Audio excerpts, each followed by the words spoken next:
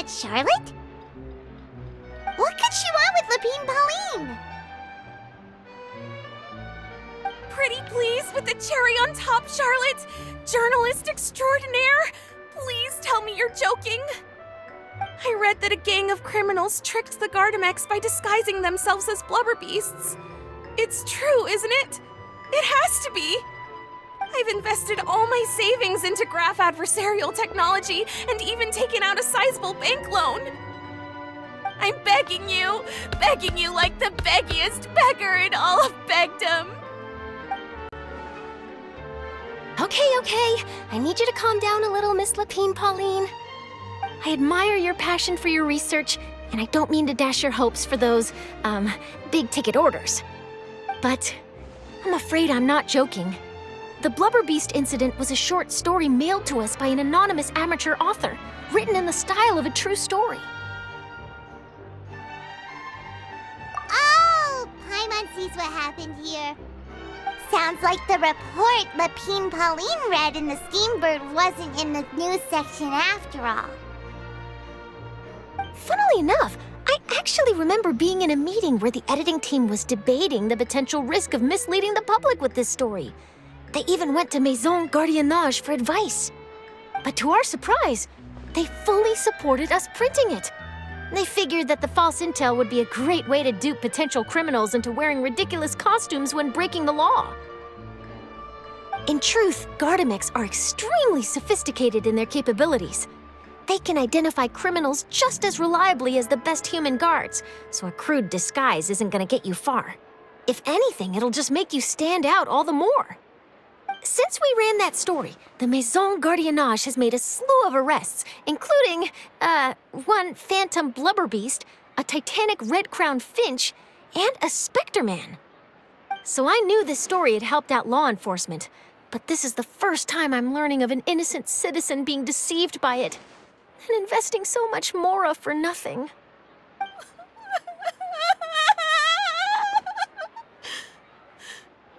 Uh-oh. So Lapine Pauline's whole research project is based on a fictional story? Which means we're not gonna get a big bonus after all. But more importantly, she's gonna lose everything she's invested. Traveler! Paimon! You're back! I was in the area taking some photos for a story when I got to talking to Miss Lapine Pauline about her research. She told me about your collaboration. She was hoping I could write an article to spread awareness about image recognition technology. She even paid me for the article and gave me one of her prototype devices before I could get a word in. I unfortunately had to dash her hopes, and I'm afraid all your hard work was in vain too. She's desperately trying to find a way to rescue the project and get you the mora you're due. I've tried to let her down gently, but she's finding it all very hard to accept.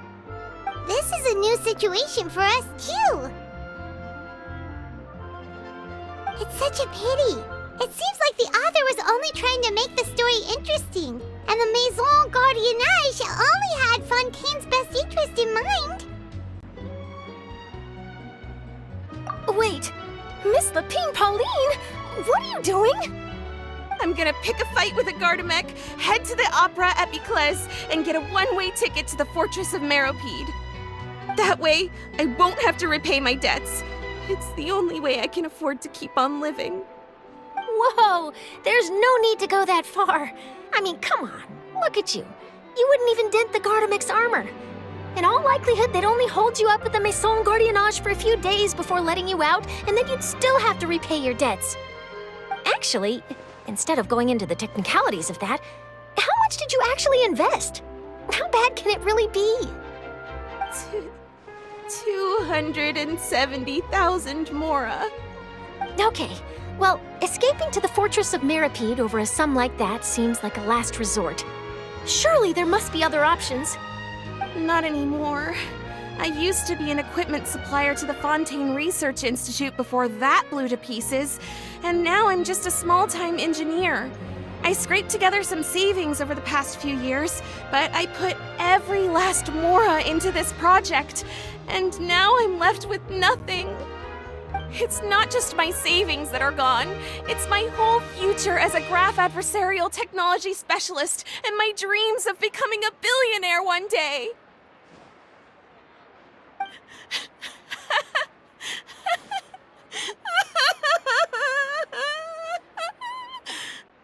My life is over. Don't despair, Miss Lapine, Pauline. I think I know a way for you to turn this around. This prototype you've given me, the camera lens for image recognition sample collection. It's really quite something. You said you designed it specifically for high-fidelity image capture and analysis, yes? The rapid focal length adjustment is a very useful function in its own right. It's sure to make many journalists' jobs much easier. In fact, I'd say it has the potential to revolutionize Fontaine's news media. So your research efforts thus far are by no means in vain. The technology you've developed may have many applications that you've never even considered. Really? Absolutely. I've been working as a journalist for the Steambird for a long time now. No one understands the issues we journalists face on a day-to-day basis better than me. So keep calm, take heart, and start thinking about mass production. In the meantime, I'll show your invention to all my colleagues to drum up interest in your product. I can't believe it! If this is true, then I can look into setting up a whole camera lens development pipeline. My big-ticket orders and billionaire aspirations are still in the cards. Oh, maybe I should consider taking out another loan. That way, I can rapidly improve the lens production process, be the first to market, and prepare to battle for dominance in the camera industry. Come on! Stop daydreaming about your pipelines for a minute. Just take it one step at a time and see how it goes. There's no sense in putting all your eggs in one basket before things are even off the ground.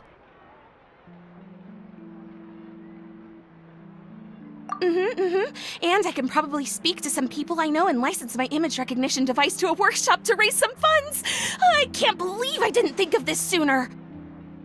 There's no time to lose. I need to get to work. Early bird gets the worm. Can you believe her? She just ran off. Paimon's pretty sure our advice went in one ear and out the other. It's understandable. When inspiration and passion strike at the same time, it's all too easy to throw yourself headfirst into your work and forget about everyone around you. A lot of journalists are the same way when they're first starting out. But don't you worry. I'm gonna write an article on all this, and I'll be checking in on her regularly. Her research has the potential to benefit the entire journalistic community. I'll give her plenty of input to stop her from going down any rabbit holes and make sure mass production of her lens can begin as soon as possible. It's reassuring to know that you'll be looking out for her, Charlotte. Actually, you know what? Why don't you two take this prototype lens? I'm sure you'll have plenty of chances to use it on your travels. It takes the right person to get the most out of a new technology. In your hands, it's sure to capture some amazing sights. Thanks a lot, Charlotte. No bonus, no biggie. This makes everything worth it. You're welcome. I got something out of this too. The beginnings of a very interesting news story. The boundaries between real news reports and news-like fiction must not be blurred, even when there's a compelling justification for doing so. Yes, that's how I'll phrase it to the editors when I give them my feedback. Let's hope we don't mislead any more well-meaning citizens in the future.